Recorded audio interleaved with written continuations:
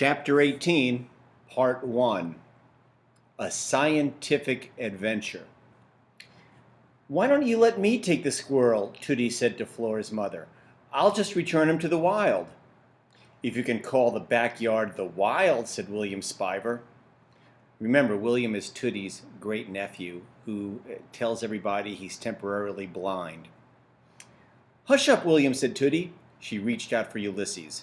"Don't touch it," shrieked Flora's mother. "Not without gloves. It has some sort of disease." "If you could just get me some gloves then," said Tootie, "I'll pluck the squirrel off the lampshade and whisk him out of here and set him free.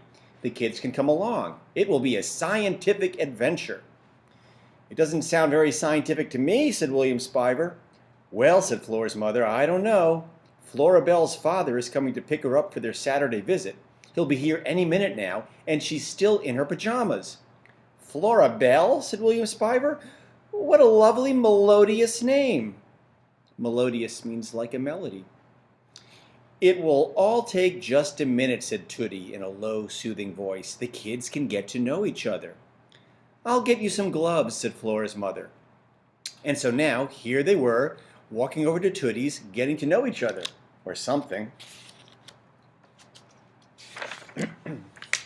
Tootie had on a pair of dishwashing gloves that went all the way up to her elbows. The gloves were bright pink, and they glowed in a cheery, radioactive sort of way. In Tootie's gloved hands was Ulysses. Behind Tootie was Flora, and next to Flora was William Spiver.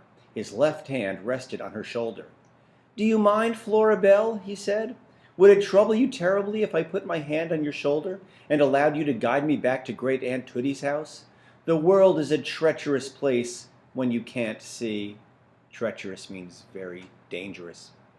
Flora didn't bother pointing out to him that the world was a treacherous place when you could see. And speaking of treacherousness, things were not in any way progressing as Flora had planned.